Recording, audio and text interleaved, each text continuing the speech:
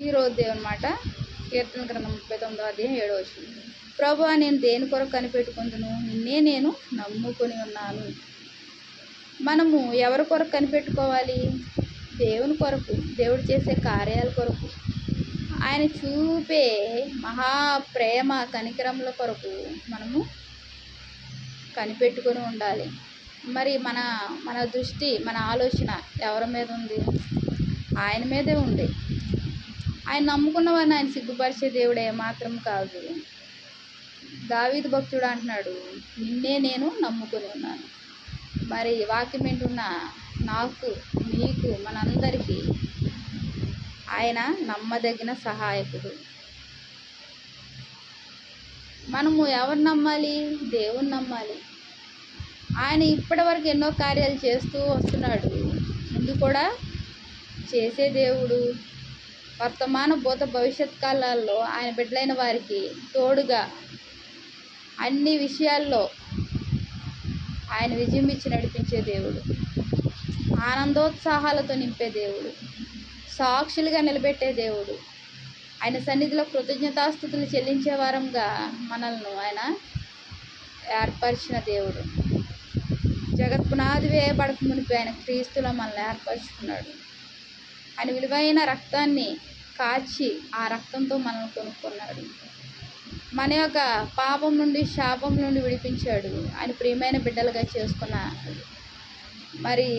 చేసుకున్న నేను, నువ్వు, మనము ఆ దిక్కు ఈ దిక్కు, అటువైపు ఇటువైపు చూస్తాము, దృశ్యమైన వాటి వైపు.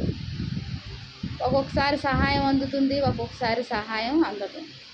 మరలా అయ్యో ఏంటి, ఏ సహాయం అందట్లేదు, అప్పులు అలాగే ఉన్నాయి, ఆర్థిక ఇబ్బందులు, పోషణ, ఈ యొక్క యాత్రలో, జీవిత ప్రయాణంలో ఎలాగ ముందుకు సాగాలి అనే ఒక ఆలోచనతో సతమతమవుతూ ఎంతో ఇబ్బంది పడుతున్న ప్రతి పరిస్థితి ఆయన చూస్తున్నాడు. ఆయన వైపు మనం కనిపెట్టుకొని ఉన్నాము. ఆశగల ప్రాణాన్ని తృప్తిపరిచే దేవుడు. మరి ఆయన విజయం ఇచ్చే దేవుడు. ఆయన మేలు చేసే దేవుడు. నిన్నే నేను నమ్ముకొని ఉన్నాను. మరి మనం కూడా ఆయన నమ్ముకుంటే ఆయన మన జీవితంలో గొప్ప కార్యాలు చేస్తాడు. ఎలా చేస్తాడు? ఎవరో ఒకరి ద్వారా వారి యొక్క హృదయమైన తలుపును తట్టి ఆయన బిడ్డలైన వారికి సహాయం చేపిస్తాడు. ఆయన ఏలియాను కాకుల ద్వారా పోషించాడు. మరి నీ జీవితంలో, నా జీవితంలో వాక్యం ఉంటున్న మనందరికీ ఆయన పోషించి నడిపించే సమర్థుడు, శక్తిమంతుడు. శక్తిగల నామాన్ని నమ్ముకున్నాము. అదృశ్యమైన దేవుని వైపు చూస్తున్నాం కాబట్టి ఆయన చేతులు కొరచుకానివి, ఆయన హస్తాలు ఎంతో విశాలమైనవి. ఆయన బిడ్డలైన వారికి ఏది తక్కువ చేయాలని ఆయన అనుకోడు. అన్ని సర్వసమృద్ధితో ఆయన బిడ్డలకు ఇవ్వాలని ఆయన కోరుకుంటాడు. మరి ఆయన కోరిక అలాగుంది. మరి మనలో ఏం తక్కువగా ఉంది? ఆయన మీద మనం నమ్మకం ఉంచట్లేదేమో. ప్రియమైన వాళ్ళారా, ఈ రోజు నుంచి, ఈ సమయం నుంచి విశ్వాసంతో మనం ఆయనను నమ్ముకున్న మనము ఆయన వైపు చూస్తూ ఆయన మీద నమ్మకం ఉంచితే మన కార్యాలన్నీ ఎంతో విజయవంతంగా మనకు దేవుడు కృప చూపుతాడు. విజయమైన కార్యాలు, గొప్ప కార్యాలు, ఆశ్చర్య కార్యాలు మనం చూడగలుగుతాం. విజయబాటలో నడిచిన దేవుడు ఆయన. మృత్యువును జయించిన దేవుడు. మరి మనల్ని కూడా అన్నిటి నుంచి జయింపజేసే దేవుడు ఆయన.